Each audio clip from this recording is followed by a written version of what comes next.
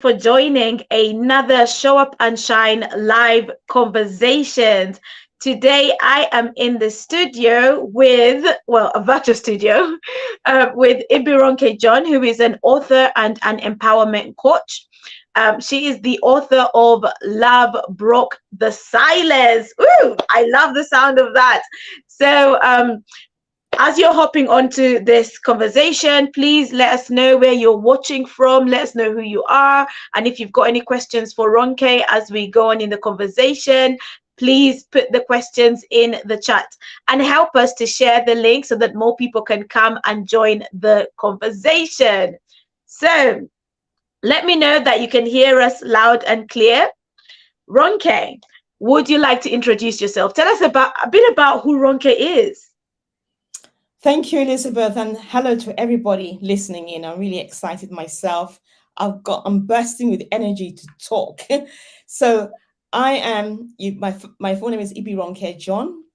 I am an empowerment coach by two ways. First of all, because I've done the leadership course with the John Maxwell, but also because part of my journey and my career progression, I've started to coach other people, other women and men who have Okay. found themselves stuck in a cycle of wanting to progress but not being sure what it is.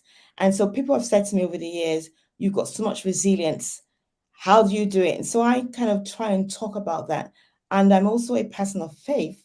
So I join my faith with my career, with some academic learnings that I had, and my own personal experience, which is like being in university. More about myself, because I can go on. I've got three young adults. Oh, I'm proud wow. of each of them. Two sons and one daughter, each pursuing their individual God given callings in the way they understand it to be. And I'm so proud of them. And I mean, they kind of help me and motivate me along the years of writing my book. I remember them saying, "Go on, mom, you've got so much. Don't give up. Go on, mom, go on." They are my cheerleaders. So thank you. I love that. I love that. Do you know what? We all need cheerleaders, and how much more the people that are nearest and dearest to you. Yeah, I like to shout about my cheerleaders, Janaya and Tunji. They're like my number one fans. And then I've got like my mom, my dad, my sister, and yeah, it's great to have people who believe in you, who believe in what you are doing, people who can encourage and support you, because it's not always easy. It's not always easy. So it's great to have people like that in our lives. So, Ronke, you have been part of this visibility challenge, social media show up and shine. Tell us a little bit about your journey and what that's been like for you. Well, first of all, Elizabeth, thank you for being authentic you. I love people to be authentic. I love people I can trust because, yeah, we've all experienced life and we've all experienced the pain of life. I had a great episode through what I experienced, and trusting people was very difficult, navigating my life through my years. So thank you for that. So coming on to the 31-day challenge, I realized that there's something in me that I do like a challenge. Somebody will say that you've got a bit of competition. I would have said no, because I thought trauma killed it all, but it's been stirred up. So I was drawn to you, and to me that was a good point. That was like a selling point. I thought there's just something about this woman. And so when you talked about the 31-day challenge, I thought I can do that. And that has become a commitment between me and the Lord. Because God has been saying, Bronke, talk, show up. So when you talked about shine and show up, don't let your light be hid, but show up. I thought this is a good time to activate that which I knew was inside me. So it's been great talking. It's been great listening. It's been great also hearing the comments from viewers. But I have become so strong. I mean, I'm an empowerment coach, but I have become empowered by doing that.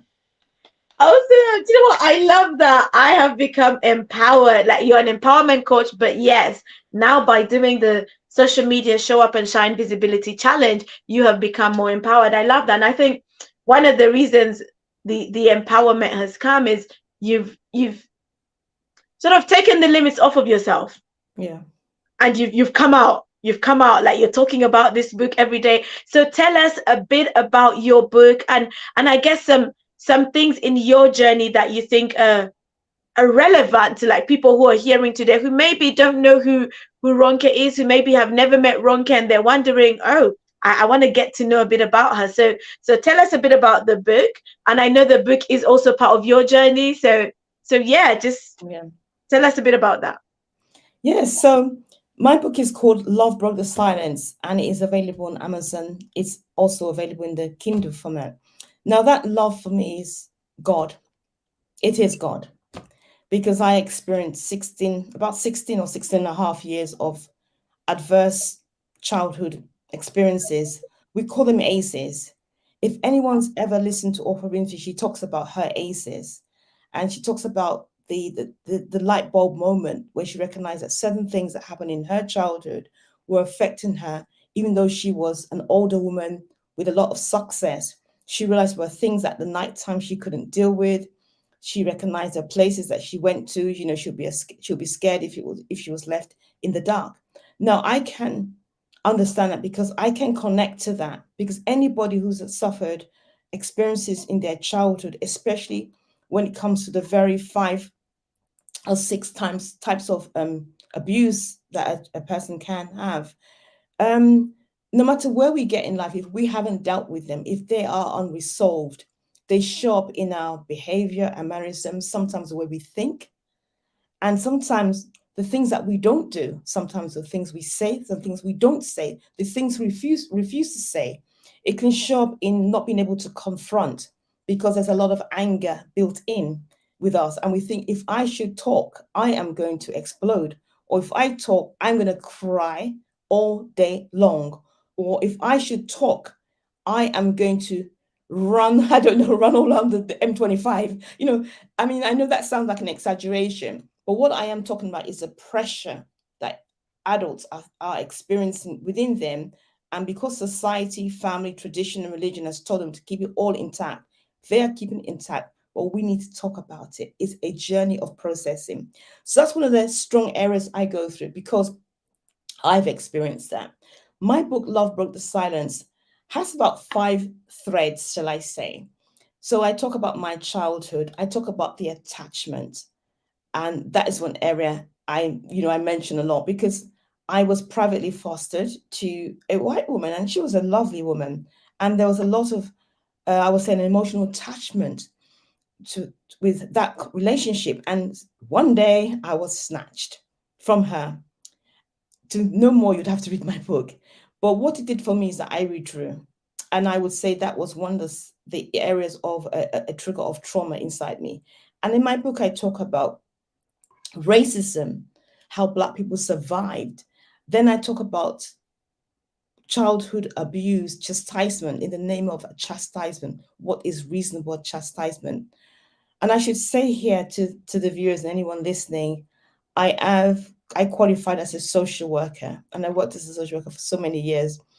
But I also had what you call a certificate that you can work as a probation officer. So I worked as a probation officer for many years, and that is has always been my preferred option, because when you work with people who've committed crimes, we call them offenders. You find out that if you go back to their childhood, sometimes that's the link, that's the root of their cause of offending. Not an excuse to stay, not an excuse to hurt people, but in order to stop them reoffending, they have to address that. So my book, I talk about spiritual abuse.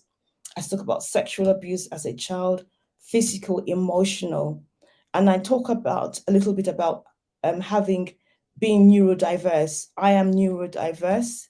There was a lot of shame about it initially, because I had an assessment that I was dyslexic. I just knew I was getting muddled up with words. It was difficult for me to learn. You know, I can't stand a lot of heavy music. I have to go in a very quiet place to think, to concentrate. For some other people, it's different. So I talk about that. I talk about postnatal depression. That was my mom's story. And significantly, I talk about shame, fear, guilt, and forgiveness, but also the episode of my half sister who I didn't know. And I know that there are people who have experienced this whereby you didn't know you had a sibling, until you were now into your 20s or 30s or 40s or 50s. Well, I had a sister, and because she is of mixed parentage, my dad did not tell me that he had this lady. And so I talk a bit about her story, what happened to her mother. So, yeah, so my book talks a lot, but it talks about myself overcoming, and it talks to victims of domestic violence, which I have been. It talks about escaping. It talks about being rescued. It talks about accepting the love of God. It talks about who we really are, gaining our confidence, our self-esteem. It talks about conversation, communication, how to talk, and how to allow yourself to get help when you're processing pain, grief, and loss. So that's what my book is about in a nutshell. Wow, those are some heavy topics. They are. Those are some heavy topics, but you know what? They're topics that we need to hear, because what we don't realize is that, I mean, everyone has a story, and there are things that we can learn from listening to other people's stories. I remember going to the cinema, I think 2 years ago, or something. Was it before lockdown or after lockdown? And we watched a movie about, black children who were adopted or fostered by white families, years ago. And it was an eye opener. Yeah. It was really interesting to watch. And actually, now listening to your story, you fit that category of one of those children. Yeah. I actually belong to that group. We have a WhatsApp group. Oh, wow. Featured because Wow. late. So I know some of the there's like there's this thing that you can connect with that, because I had an identity issue. We talk about identity problem. Most of those people did, because if you grew up in a black family, you were told to eat maybe, Gary Ebba and things, soup and things like that. But you also brought up in another family where the culture was slightly different. It's like, who am I? Your accent is different. Your mannerisms are different. And not to take you off of line, Elizabeth. I mean, in my book, I talk about my love for dogs. I mean, now it's acceptable, but I remember that it was dogs and pets that were part of my healing process. I had this soft heart for animals, because I felt that they could sense and see. I think at some point in time, when I was going through the 16 years of childhood abuse, sexual abuse from my father, by the way, I think I felt that if God doesn't hear, the animals, the pets that I did have might know. I was trying to connect something through them. So we talk about that. And in that group, there are people who've have had good times, and some of them had sad times. But I think that's a great group, and that film is really good. Wow. Wow. Wow. It's first of all, thank you. Thank you for being vulnerable and sharing your story,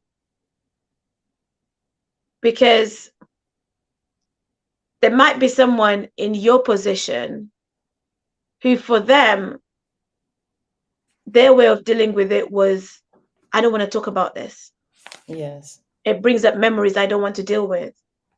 But by you sharing your story allows people to open up about what they're going through. We all experience different degrees of trauma. I once heard one of I think it was my pastor actually who said it, that trauma doesn't always have to be negative. There's also good trauma. But a lot of times when we use the word trauma, we use it from a negative perspective. And I guess that's really as a result of the context in which we're talking about it. Yes. So when you wrote your book, I guess what was the underlying purpose? Like, what made you want to tell your story? A great question. So I had this inner anger at some point in time, which I had denied, because my story tells you I went through a lot of physical beating, threats to be killed and things by my father. So there was so much of emotions that were hidden, if you want to put it. And so when I wrote the book, in writing the book, I felt that I had to tell my story somehow, but it was challenging. And if I'm to be honest with you, I actually felt God said it is time. Hmm. And I didn't know why he wanted me to write it. Yes, if you say to put it as a film, I thought that's good. People can watch a film of it. But I never thought about a book as, until I began to get challenged by someone who preached at church. And he said, the Lord may be calling you to write a book in the form of a ministry. And I thought, that's probably me.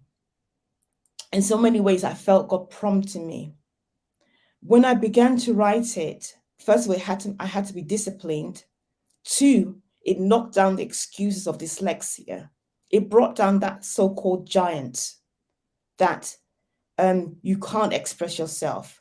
You don't have the right vocabulary. Even though I studied, and I've got certificates, I graduated, got my master's. I struggled for each educational level. I was always behind. It was a struggle. So that brought down that thing that wanted to say it was a giant. The next one that it brought it down, it meant for me was that I had family. I still have the family, but my parents were alive then, and they, well, my father wasn't alive; he had passed. My mother was, but it's like we dare you, in the sense that shush, hush, don't say anything. We know it happened, but we don't want to know anything more about what happened, how you experienced. There was only two people who kind of, two relations who were saying, "How do you feel?" and would express a bit about themselves. Apart from my children did. That was my youngest brother and my sister.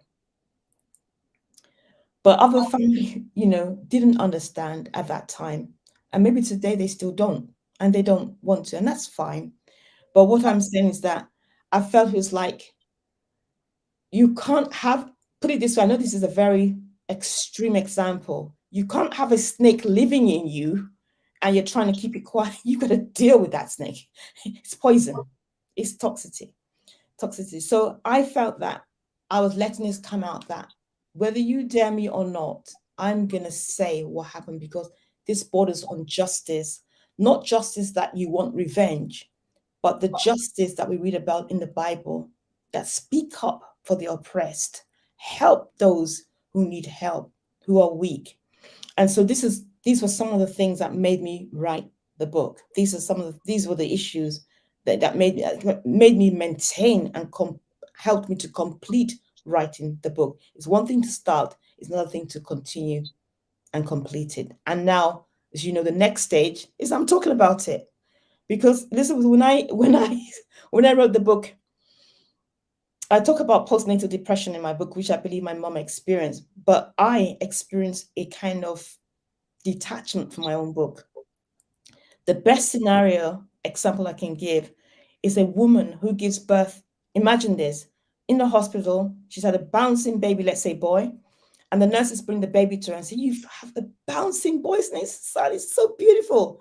And she just says, "Just, feed him for me, keep him there." And she's not interested. She can't even hold or cradle her son. Well, I experienced that with my book. People began reading it, after it came out. But for a number, I would say about a year, it took me some time to look at it. I knew I wrote it. I knew the details were true, but I was detached because emotionally, God now was still doing another lot of healing inside me, that don't be ashamed of what you have written and don't be afraid. It's going to save people's life. It's going to save people's mind. It's going to save some relationships. Because I remember one man, an Englishman, reaching out and saying that this happened to his brother in Australia, and that once he confessed, it was a meltdown. So this is just the beginning, the candle opening, and that's what writing this book has done for me. Wow, wow, wow. So at what age were you when you were fostered, adopted? Adopted? I can't remember the precise age, but I think I must have been about 3.5 or something like that. Because the I imagine about 3.5, yeah, or maybe younger. Because my parents tried a number of other foster carers. One of them was quite abusive to me, neglected me. And then my dad moved us to somewhere else, this place in Kent. So I think I would say about 3.5. Wow. And were you with your siblings or it was you and other kids? So it was eventually my younger brother, not my older brother, my younger brother came, and that's why I developed a fondness for him, a sense of nurturing, a protection. I had a protective spirit, and he was very close to me. There was nothing, untoward. It was just I felt I had to protect him. I don't know, that now years later, I recognize that God put that in me. I think it's part of a birthing of a ministry for me. When I say ministry, to nurture, to love people, especially those who are brokenhearted, those who have experienced um, deep rejection, those who people might not understand or might even be bordering on what we call mental ill health. I think he started to put that in me from that age. Wow. Wow. Wow. Honestly, there's so many lines to sort of pick up on your story. Um, what are some of the things that you would hope people take away when they read your book? I would like people, first of all, I'd like them to read the story to understand what I went through, but to see if there's anything in the aspects that resonates with them. So it might be, for example, I talk about domestic violence, and I started talking about domestic violence quite late. Until again, I felt this prompting that you've been talking about child abuse, which is the major thing, but don't be scared. Don't hold back, because you're helping women and men. You're helping them. You're making them aware. You're bringing education. You're bringing awareness to them. So I'd like people to know that there is hope, and anybody who feels that whatever they've gone through, they might not have gone through the same things as I have, but they may have gone through anything. It could be anything that's really troubling them, and also they may have been a perpetrator. They may have been someone that's done some of these things, and they're saying there's no hope. Well, I'd like you to know that 16 years of being sexually abused from a child does a lot of damage. I didn't just wake up one day and you see me with my hair on and talking like this. It didn't. I I would have been the statistics of somebody in under the sectioned mental health system. By normally that should be it, but I saw that God carved me and kept me, even though I still went through. So what I would like you to take away is that God is a God who does love. Why do bad things happen? Why do men do evil things? I don't know, but I just know man's got a choice. When you read my book, you see that my dad had a choice, and I write about that. I write about something called defining moments for him. I write about how his upbringing affected his mind, but how he made choices. I all would like people to know about forgiveness, because that can become a bit of a cliche. It should never be. It's a precious word. Forgiveness is a journey. Forgiveness is strong. Forgiveness is healing. And forgiveness is possible when it is said from a non condemning heart. When I say that, I like people to understand what I mean. I like people to know and break free from feeling condemned because they're feeling bad about what someone did, or because they are still in unforgiveness. Because you can't just say to someone who's gone through so much trauma, who's lost something very dear to them, say, oh, just forgive and get over. It doesn't work like that. And I think when people do that, you're digging the ground or the grave of that person, literally, because they're kind of backing away from forgiveness. But when you come from an angle of compassion, wisdom, patience, and tell the person that, what are you feeling? What are you sensing? How did this affect you? Let's talk about it. When you come from that angle, people can go on their road of forgiveness. And that's what the Lord did to me. So I would like people to take on that journey of forgiveness and understanding bitterness, especially if you come from a religious or faith-based background. Because we can all go to church or, and say, praise the Lord, it's good, the Lord is good. But there's a lot going on in the heart. Because when we think about that person or that incident, we haven't got over it. But God doesn't condemn us. He says, let's talk about it. Let's reason together. What happened? How are you feeling? Jesus did that to the blind person. He said, do you see now? He said, no, I only see trees walking around. And Jesus touched him again. There was touch. There was saliva. So this is not a preaching matter, but I've got so much that I really want people to maybe connect with me as well, if possible. Connect with your pastors who are trauma informed. Get therapy where you need to get therapy. Maybe where you need to have a conflict resolution meetings, or anything that can transpire. But most of all, freedom and life from my book.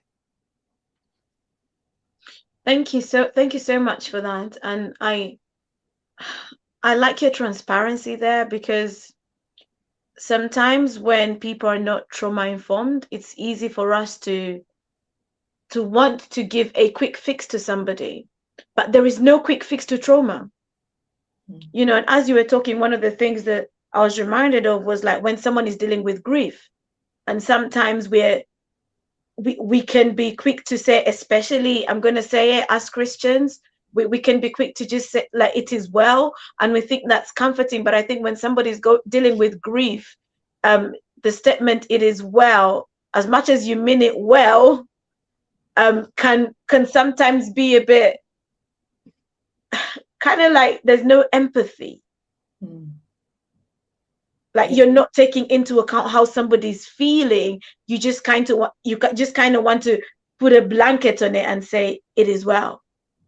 But it's necessary for us to explore our emotions so we can deal with them. That's right. Because how can you deal with something unless you identify it, unless you are willing to address it? That's right. So thank you very much for sharing that. And even just talking about like forgiveness.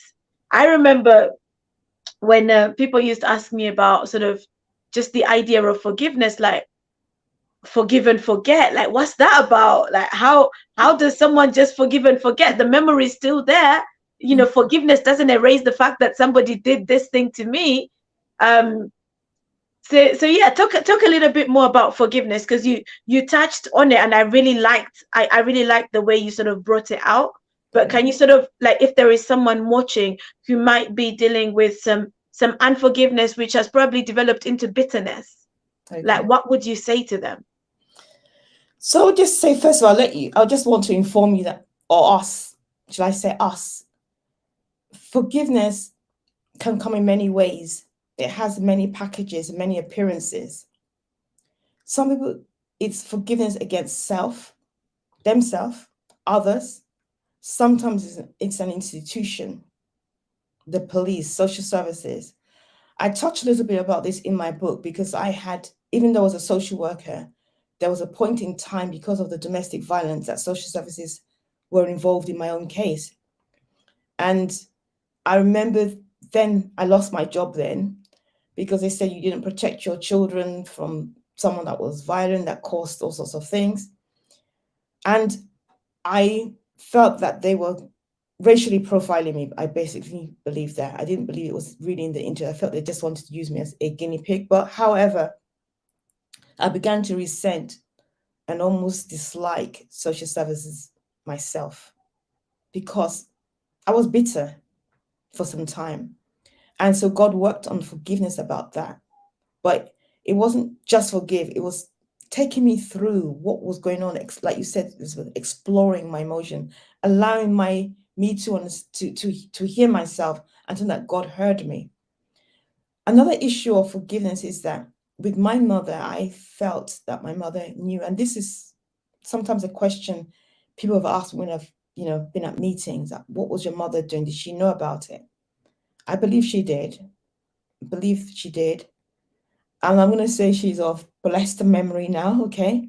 I don't hold any bitterness. I think she was too scared, or because of her own depression, the way she viewed me as a girl. I don't know what exactly. But I found it easier to forgive my father because I survived than my mother. I struggled. And this is the bit about forgiveness I'm saying to all of us, is that don't pretend you're forgiven when you haven't. It's okay. if you know the Lord, if you know God, if you know Jesus, he can help you. Because I condemned myself for not even forgiving it. It was such a complicated thing. When my father passed, I am, as Africans, well, in West Africa and in particularly in Nigeria, you normally would bring your mother to live with you when she's mourning. I wasn't mourning. I was just saying, I know, I believed, um, I had said some prayers. I'd always tried to tell him about the Lord Jesus. He died in faith, by the way. But I wasn't mourning. I was just trying to find and exercise my freedom, my mental freedom, my psychological freedom. Because yes, the childhood trauma, the sexual abuse has stopped years ago, but there were still thoughts coming. People call it PSTD. I was still experiencing nightmares sometimes. I still had different things. So with my mother then coming to my home and mourning, sitting down, looking at me, I'm thinking, you should be jubilating. Are you not happy that he's gone and I'm free? And then I realized, no, she wasn't. And she had her wedding ring on, and I looked at her and I struggled with unforgiveness. I struggled with, you didn't protect me. I struggled with, you didn't love me. I struggled with, why are you mourning? And I remember the struggle was so bad, I didn't want to struggle, but I did. I used all the scriptures I could think of. I used all the approaches I could think of. Until one day I said, God, I'm struggling. I don't want, but I can sense, I can sense all sorts of things. And that's when I felt the whispers of God taking me through that. Look at her, consider her age. She's frail. She didn't really know much better at that time that she thought, she could have done something, but she didn't think she could. Consider all those things. When I felt that exchange of words inside my heart, I released her, because forgiveness comes with releasing. What is forgiveness and what is unforgiveness? Forgiveness talks about releasing the person, releasing them from the years you were left in fear, releasing them from the years you were left locked up in a dark room or in darkness, the years that you lost. So forgiveness is a big topic, but I know that with grace, God can help us when we don't pretend. But if we pretend, say, "No, I've forgiven, I've got over it," it doesn't work like that for many people. Maybe for some it does, but it doesn't. So God had to teach me. And if you're someone like me, I have a strong streak for justice. Maybe that's why I've worked in the criminal justice system. For justice, righteousness, fairness. I don't like people being ill-treated. And so when I used to work with, especially, in the systems we've all worked with, this is where there's racism and discrimination on disability, I really get upset. And so I found out that over the years, let's listen to a lot of young men, young black, I call them boys, I know they're not boys, but when I listen to their story and sometimes how they've been mistreated by the police, not all the time, but sometimes, I also felt a resentment against the police. Again, I had to release them. Do you understand? Because we think that unforgiveness is just a person, it can be an institution, and God is demanding from you, I want you to forgive, but let's talk about it. So forgiveness to me is letting the balm of God's Spirit help us in our wounds, so heal our wounds, so He can heal and seal the wounds. At the beginning of writing my book, I was talking to a friend. She just was, caught up with me on by Zoom, and she said, "Oh, you're writing your book. You've written your first few chapters. How's it going?" I said, "Well, listen, this is where I'm struggling. This is where I'm going." And when we finished praying, we prayed at the end. I saw an arm, and in the arm, I saw Jesus' hands. The arm had like a bandage on it. The bandage was clean, but he removed the bandage from the arm. It was the right arm. He removed the bandage, and when he removed the bandage, the skin was all healed and clear, like a baby. In fact, it was like a baby's skin that was there.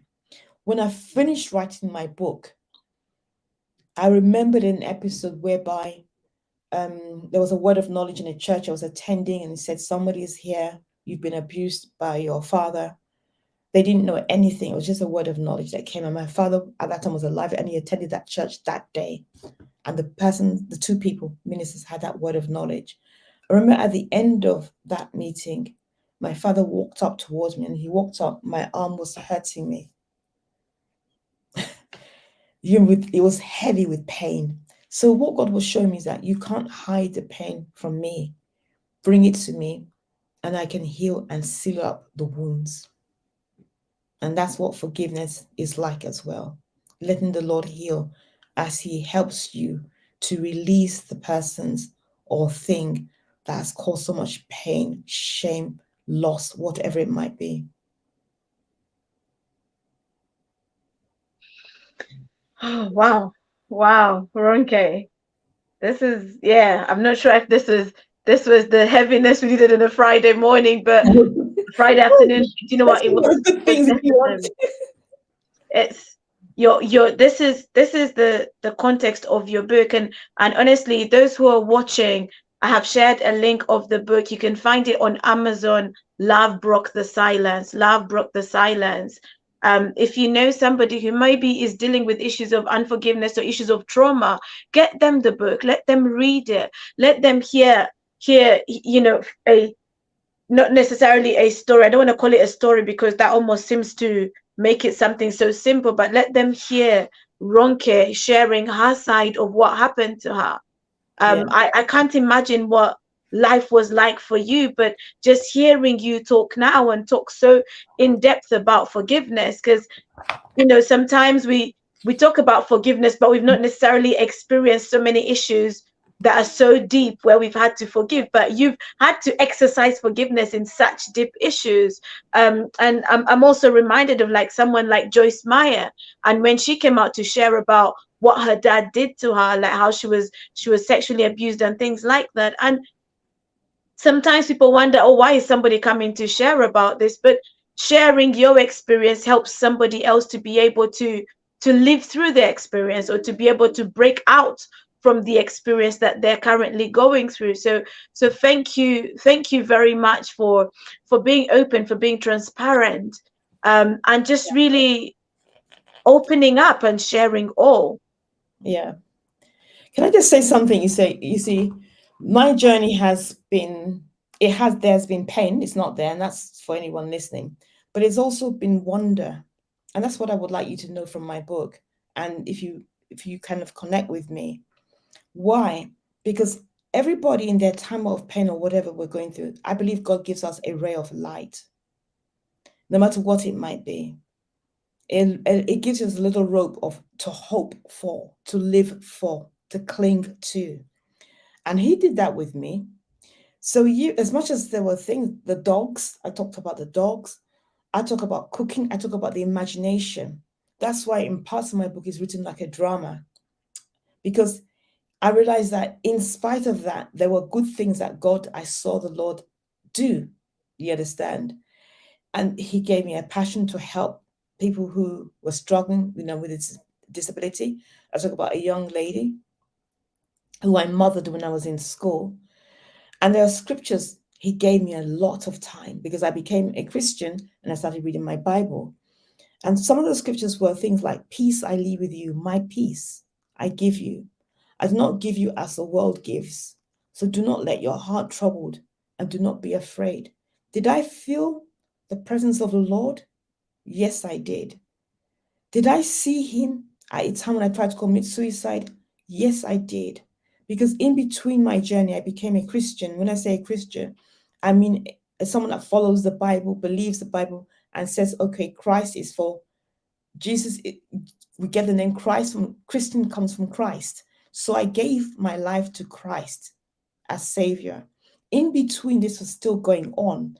And I found God knowing what I was going on, even though I wasn't released physically from the situation. And so I want to say that you need to get released with your mind. Your mindset sometimes has to be reset. You don't deserve to be in that situation. You weren't born to be a slave. You weren't born to live in ridicule. You weren't born to be in chains, but you were born to be alive. And there is one who can help you as he helped me. I wouldn't be talking like this normally, you know, if not for that same person, the same God who has worked in me, still working in me. The reason why I say that is that when somebody experiences trauma, when you read about the brain develops certain things inside it. The brain develops in such a way that it tries to cope. And God says, it's not coping now. I've come that you may have abundant life. Now we're talking real Christian talk, but there is an abundance. There is an overflowing of joy. There's an abundance where he takes away the shame. There was a lot of shame about my body. And I talk about it in one of my posts.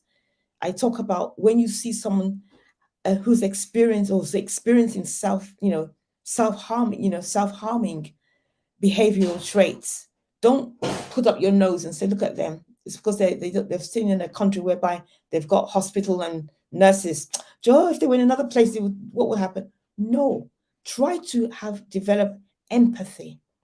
Because if I had been left, if God hadn't helped me, I would have been one of those that have been having many cuts on my body. Because at one point in time, I did not like my body. At one point, I thought I had to punish my body. When you speak to people who self-harm, that is some of the things they do. They actually derive the joy of the pain. I mean, I wouldn't use the word joy. They kind of get the reward from the pain by hurting themselves because someone's hurt them beyond what they can cope with. So the pain that they now inflict upon themselves is payback. Let's not be ignorant. We're living in a hurting world and we can't be ignorant. We need to rescue in the ways that God has helped us to rescue. I don't mean that we'll go out helter-skelter, but there is a dying world. There's a world that is alive, but there's also people that in the world, they're not functioning. And that's because there's sometimes things that have happened or they've seen experiences that they've been exposed to, and they are like groping in the dark. How can I get out of this? How do I get help? So that's, yeah. Wow.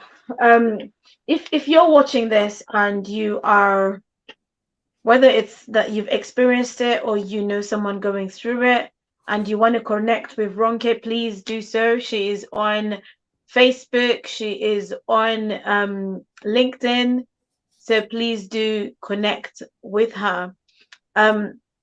So Ronke, just to delve a little bit into your story, so you mentioned about your dad abusing you. So is that your real dad or your adopted dad? Oh yeah, no, I never had an adopted dad. I only had a Okay. biological dad in my life. It was my real father, biological father, and I describe him as an overwhelming figure. Not to scare anybody here, but we have to talk about the world. People are practicing mysticism, witchcraft, all sorts of things now. He did. And so that was interwoven in the years of sexual abuse, because at some point in time, he made it as if he owed me, that wherever I went, he would see me. Now, I'm saying this online because there's no point us pretending about things are happening in the world. Women who have been trafficked or young boys and girls who have been trafficked, sometimes their so-called owners tell them, if you tell anybody, I've got something that you don't know, a power that if you break the oath, you'll be done or your family will be done. And that's why I'm exposing this. I'm thanking you, Elizabeth, for being able to expose this again on this platform, because that's what some people have done. They've taken a secret oath that if I tell, I'm going to be in trouble. So my father had a formidable bearing spirit, but also he dealt with, the black things, the dark things, the evil things. And I remember him getting even my A-level, when I did my A-levels, he used to mark as examiner the A-level papers in Nigeria.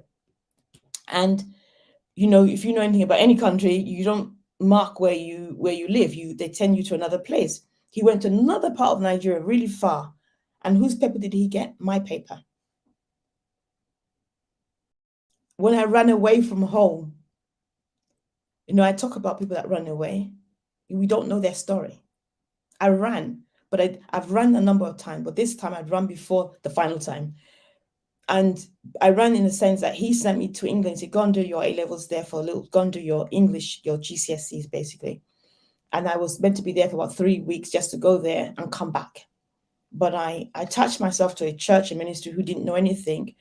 And I had a dream, 2 dreams, and I felt I just don't want to go back to misery. So I told him from a phone booth I wasn't coming back. Didn't tell him where I was. I don't know how he got to know where I was. But he came from that very place one day and took me. I was just going out to maybe buy milk or something it was like a missionary home. And who do I see at the iron doors? My dad. He said, open the door, the gate. I refused. I ran back to the minister, ran to where he was. Thank God he was still in. And I said, my dad's there. My dad's at the door, at the gate, threatening. I had run away from home. He said, don't leave it to me. I'll talk to him. So there was that feeling that I was being censored and monitored, basically, that there was some control. So I would say to you, if you're someone that knows somebody or you're someone that's experienced that, maybe it's not the same kind of childhood sexual abuse, but maybe you're a man or woman here who's been human trafficked, and you feel as if there's a power that person's been given the power over you. It's a lie. It's a myth. They're a human being.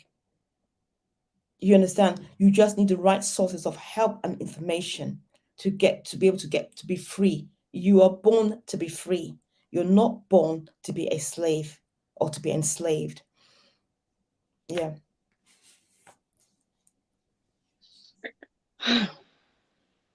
Okay. Thank you so much. Thank you so much, Ronke. Thank you so much. I'm kind of trying to look for the words to say or where to take this conversation. But I guess looking at your book and hearing the things that you have gone through, aside from your faith, what are some of the other things, maybe practical things that helped you to be resilient, or helped you to be able to rise above this past that you have been through, this past that you have following you, so to speak? Because there's some people out there who they look at the things that they've been through and they write themselves off. They look at where they're coming from and they write themselves off. They say, I'm not good enough. I don't deserve this. I don't deserve that, because of where they're coming from, because of the things that they've been through. But you've just told us some of the stuff that you've been through, and it's heartbreaking. It's heavy. And yet, you are here today. You're showing up, you're shining, you're doing life. You're not playing the victim, you're carrying on with life. So what are some of the things, whether they're practical things that helped you to get through, get past? And you've mentioned, forgiveness, you've mentioned your faith, but beyond that, what are some of the things that maybe people can go out and apply, can go out and do to help them break free from, my past is holding me, my village people are trying to kill me, that sort of talk? How can people move beyond that? I would say sometimes there's literature and history that can help you. I tend to look, when I don't always watch television a lot, but when I do, I watch films that have a lot of meanings for me that give me strength. There was one time, I think the film is called The Blue Submarine. I might have got it wrong. And it's about a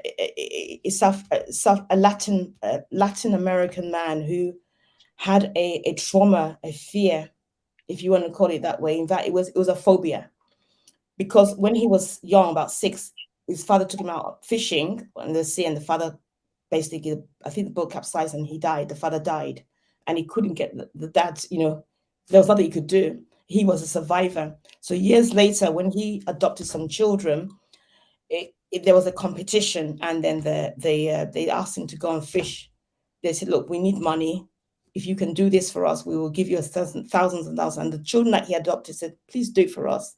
We need money. We need money to eat, so we don't close our place down. But that he kept on having flashbacks. He overcame that by going through it. In some sense, I would say to us that by looking at things that are positive, that's one great thing. Things that are generally positive, okay? So that I'm not talking about things that are like a clown. I'm not asking us to watch a clown and say, oh, that's positive. That is false. But there are things we can do. God uses nature. I told you about dogs. Nature, what is it? Do you like dancing? Do you like singing? Do you like writing? Do you like creating? Do you like helping other people? But also it's about, I think, talking, asking the right people. Now, along my journey, I spoke to people who couldn't help. Some people who said damaging things to me. I said I'm a person of faith. Some people say if you have faith, that will not happen to you. You know, so you do meet some wrong doors, some doors that close, but you do meet some doors that are open, that are for you, that lead to green pastures for you. So talking to professionals is important. And I do share, not in my book, but I do share that on some of the webinars I've done, whereby even at an older age, I had to seek mentors who, I mean, if I should look at Elizabeth's much younger than me, but yeah, I'm going to be honest with you, because sometimes you need to get life from people who can give you life. Don't go to people who are going to kill the little life you have. Go to those who want to celebrate life, but also Absolutely. go to those who have a listening and realistic approach. Go to professionals who will give you life and who you feel safe with. It's not every professional you can go to at the same time. So sometimes it's about experimenting, but come out of your box. Forgive yourself, release yourself, and never say you're too old. I was watching and listening to a documentary by, her name is, she wrote a book called Miss America by Day. I've forgotten her name right now.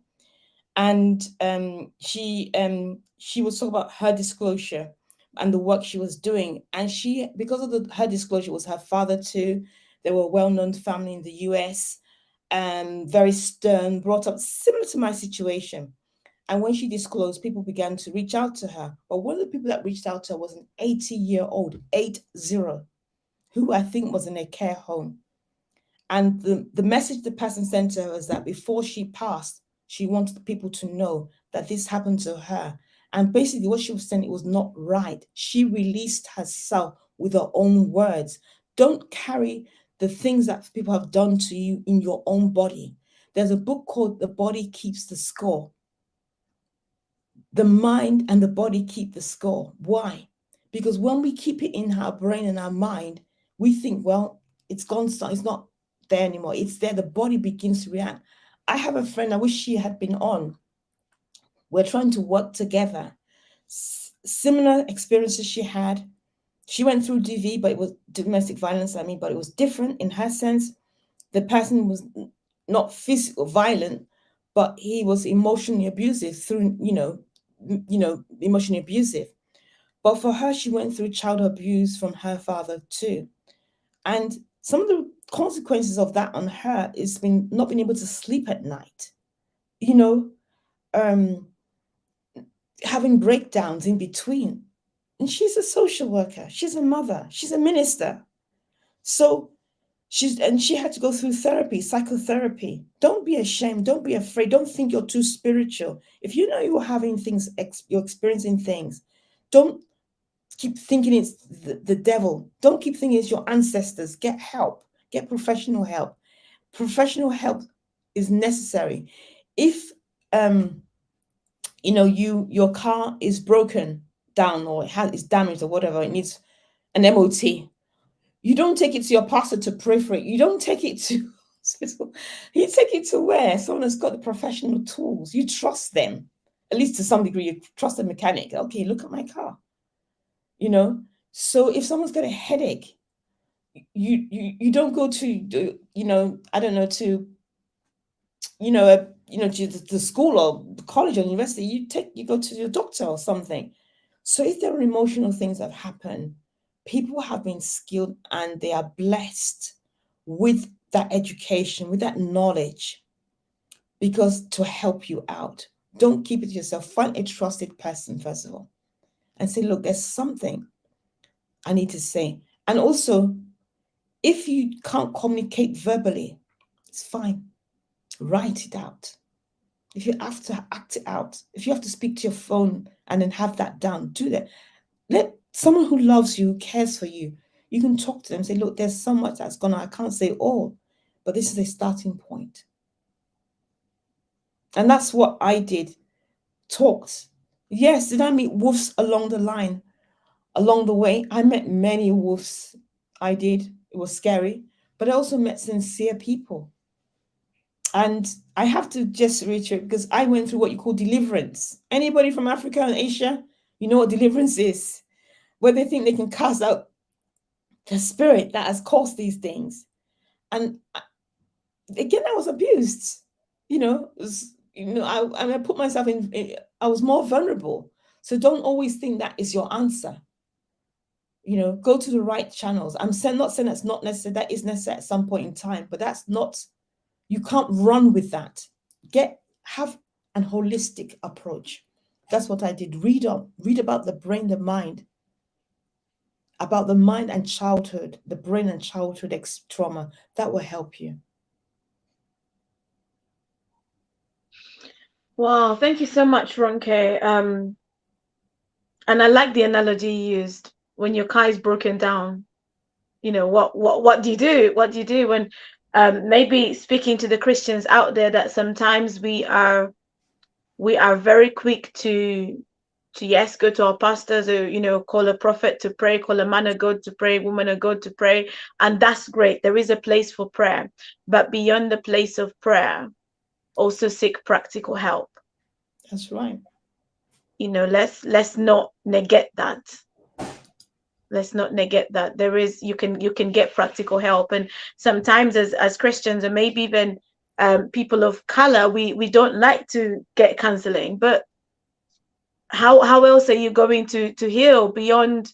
You can go for deliverance, but if the inside work is not happening, if something is not shifting inside, then you're going to keep going for deliverance. You're going to always need deliverance.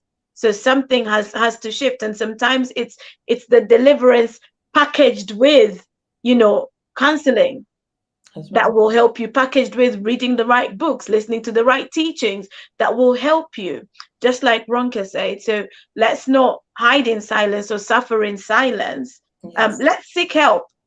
Let's seek help.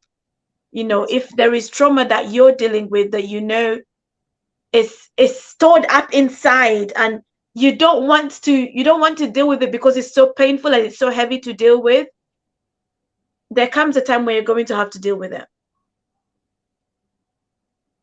And so I encourage you, if you're watching this, I encourage you to speak up, to seek out for help, to speak to the right people, connect with the right people, so that you can get the help that you need, because we all experience trauma. We all experience trauma. And we cannot say that we are going to ignore the elephant in the room or keep sweeping the elephant in the room under the carpet. There's a point where you can't put anything else under the carpet. That's right. The carpet just explodes. The carpet just explodes. So whatever issues that you might have that you need to deal with, please seek the right help. If you need to speak to a counselor, and maybe then that's a struggle that you don't know where to turn to, I can send you somewhere. The empowerment group.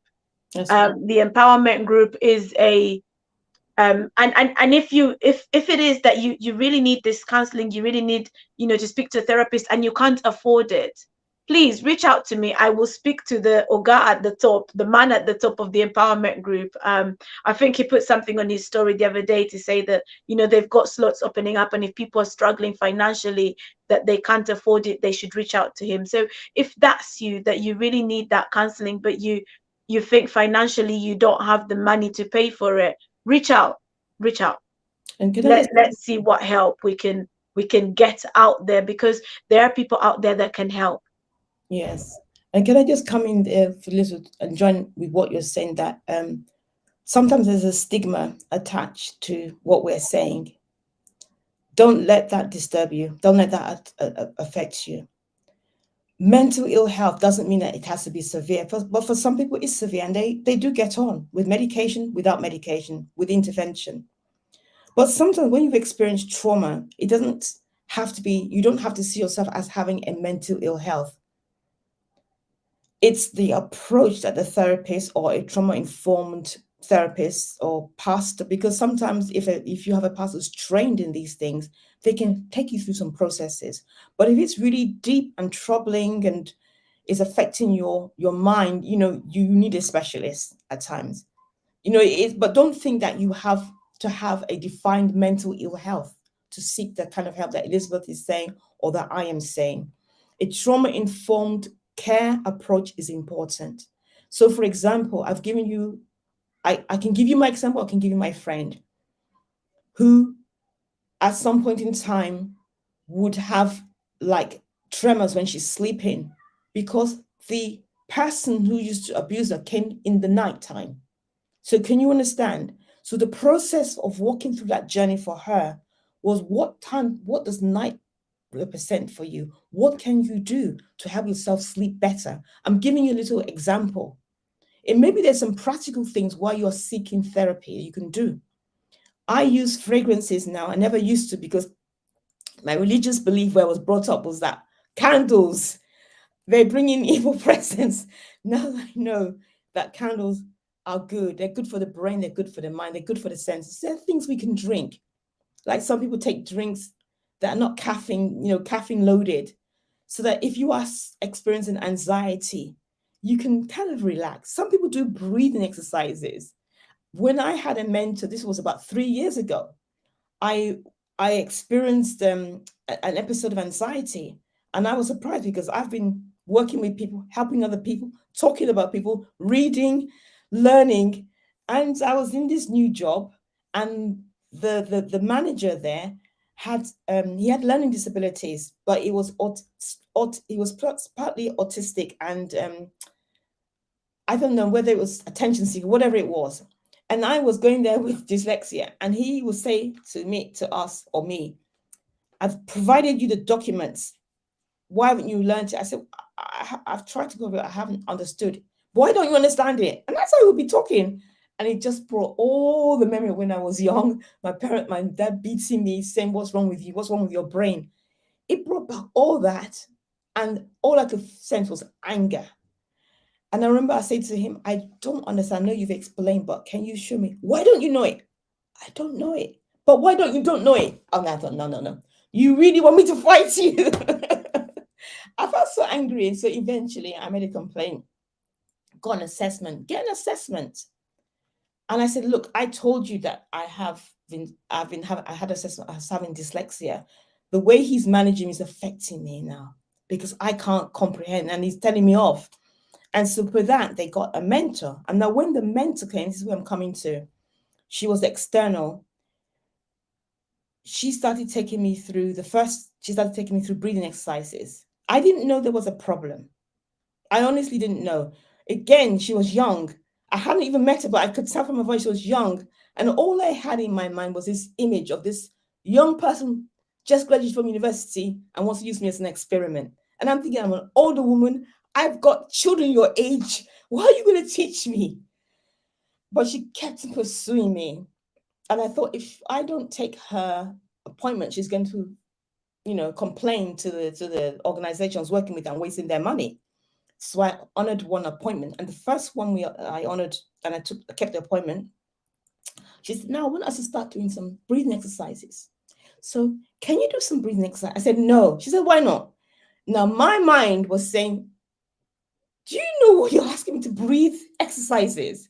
So you want me to lose control of my breathing so I can be saying hello, hello, hello? I said, no. She said, why not? I said, I just gave her a random excuse. I said, because where I am is not convenient. There are people moving around. She's okay. Next week, maybe we can do the breathing exercise. It'll be very good. The next week was in my home. And she started by talking with me about the weather, about myself, my childhood. Yes, she was Asian from East Africa, but born in East Africa, but she's Asian. She comes from a culture. She came from a Muslim culture where she wasn't practicing. We bonded basically. And in between 10 minutes into that, she said, now, do you want to do the breathing exercises? I thought, she's got me now. So I said, okay, what is it? Okay, let's try it out. And all she was asking me, so I'm going to tell you. She said, look at where you are. What can you see? What can you hear? What can you feel? Breathe in and breathe out. after looking. And even though my tone changed, so it was pitched and, stressed. But when I looked out, I think I saw the trees moving. I think I saw some flowers, everything. And she said, that's what I mean by my breathing exercises. But before I thought it was going to be out of control. So I'm just saying it to anybody listening that, you know, be ready to learn. Breathing exercises is good, talking to a friend, going to the fields, forgiving yourself, releasing yourself. Don't blame yourself. Don't say, why I've kept it so, I've stayed with this information for so long. Or the other one is to think, well, I've got along so long, it makes no difference. It does. If you've brought up children and you're relating with people, I tell you, they can sense that trauma. When my youngest son, I hadn't told him, I had told my daughter, well, I didn't, somebody else told him, told them basically. I didn't tell them, somebody else. But it was the youngest one. He used to say, Mom, I feel there's something you're hiding from me. Am I really your son? I mean, I thought, what kind of question is that? And he was the fairest of us. So it's a joke. Yeah, maybe you adopted. He said, come on, I'm not adopted. I said, okay, then what are you talking about? It's that sense there's something you're holding back. What is it? It went on for years. And one day on Mother's Day, with my older son and my daughter, I told him, I said, look, maybe this is what I've experienced. He said, I think now I understand. He said, there's been something I've been sensing and made me feel I wasn't part of the family because I didn't know. He said, I think this is what I'm talking about. So don't be like me who felt, well, I'm functioning, I'm living, nobody pick it. No, people can. I used to have, people pride themselves in being a light sleeper, but I used to pride myself in not even liking sleep until one day I heard this voice say, you don't say that again. Because I could be up at 1 a.m., 2 a.m. because I had sleep disturbances as a child. So I carried it into my adulthood and thought it was normal. I thought, in fact, I actually became proud because you could ring me at 1 a.m., 2 a.m., truly, and I'll have a conversation from my sleep because I wasn't having the deep sleep. In fact, it was my youngest son who told me, said, Mom, have you heard about the REM sleep, that sleep? I said, what do you mean by REM sleep? And he would keep going on and on and on. He said, no, there are 3 sequences to sleep. There's the first stage, then the second stage, which is the deep sleep, which you need. You don't get it, Mom. He challenged me. And so don't let's be ignorant. Know what these things are because they can affect us. Thank you so much, Ronke. And we're going to round up. So for those of us who are watching, Nicole, Tunji, and anyone else that might be watching, if you've got any questions for Ronke, time's literally out, but please put the questions in the chat and maybe she'll answer them at some point. But if you want to connect with Ronke, you can connect with her. You can order her book on Amazon. And Ronke, just as you were speaking, I think one of the things that came to my mind is just for leaders out there, particularly Christian leaders or spiritual leaders, go and get informed. Get informed on these issues. Get informed on how to deal with trauma.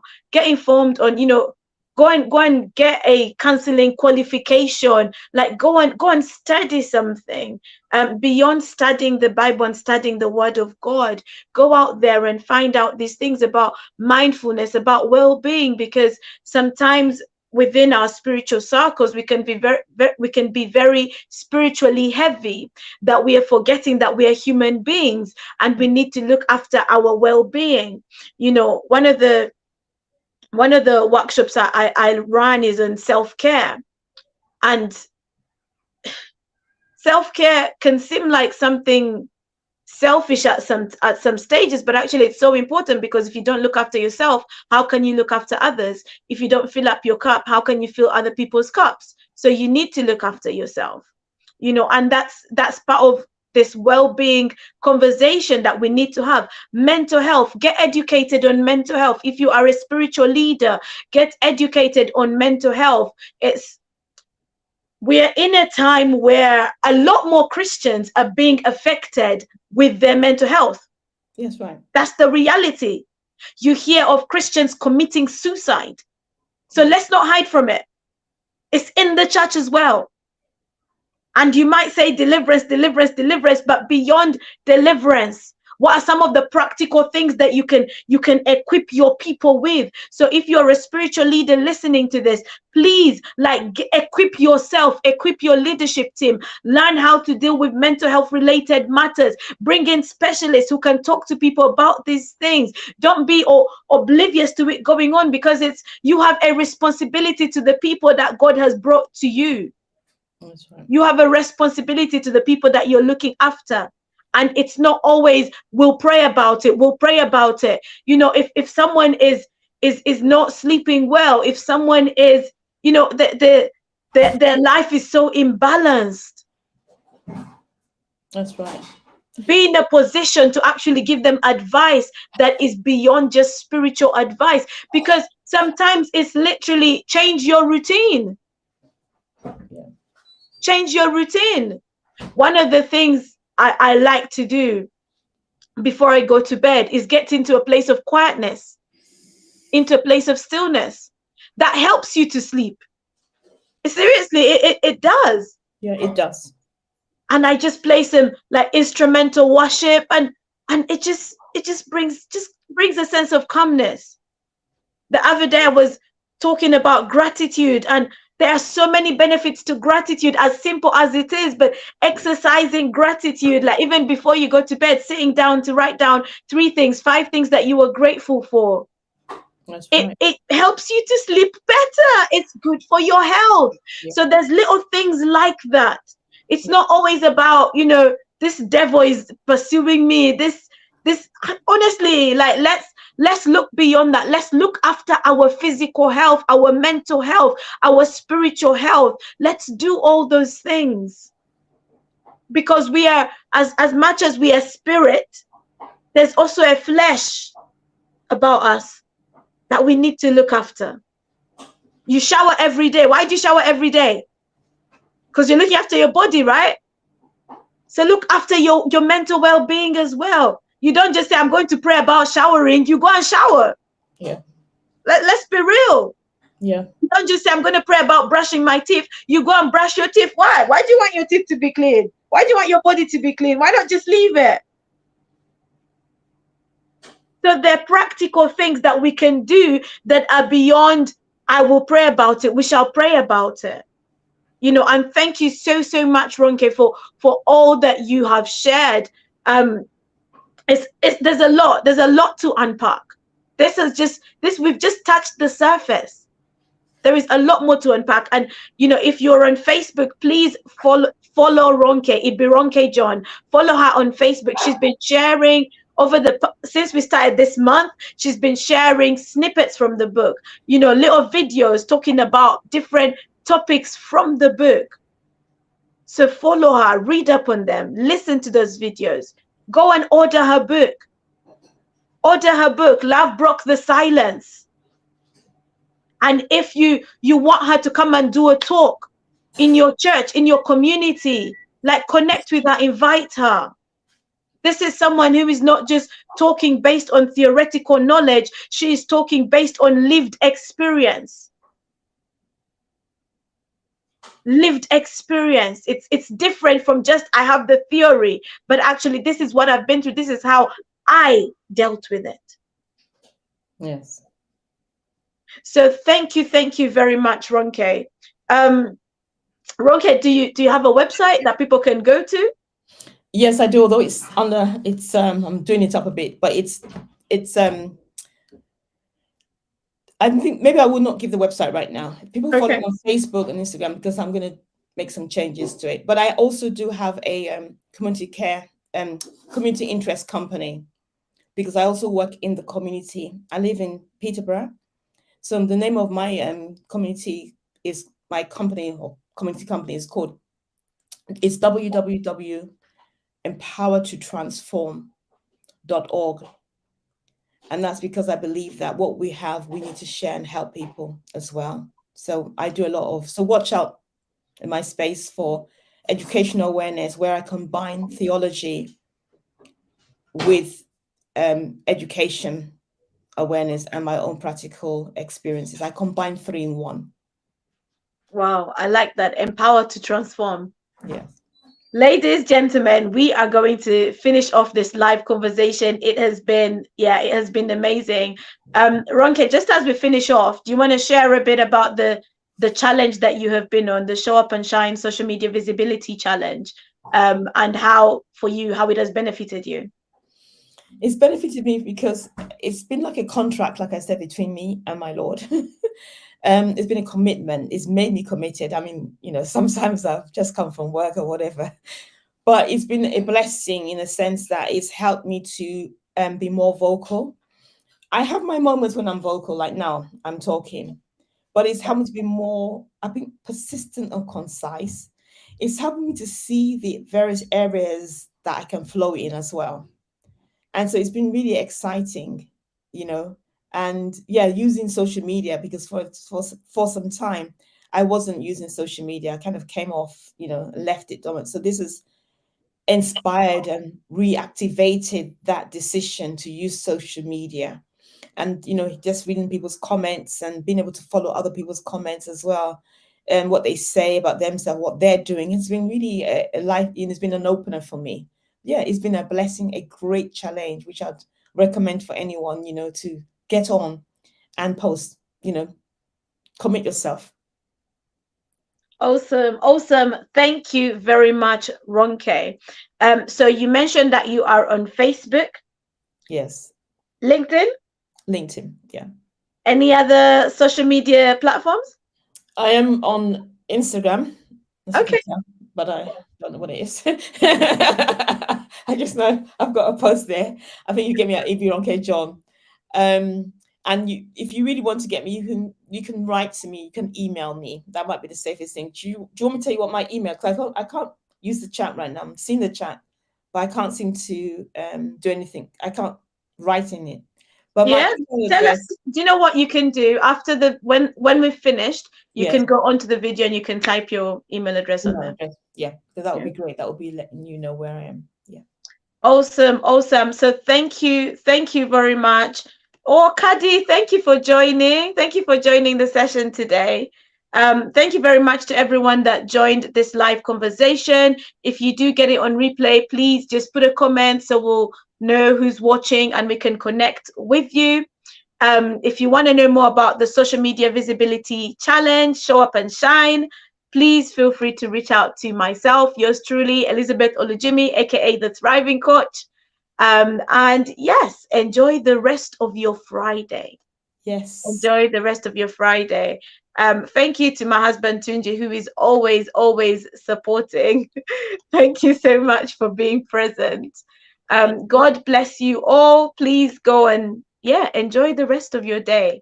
Thank Thank you you, very everybody. much. Thank you, Elizabeth. Thank you. Thank you as well.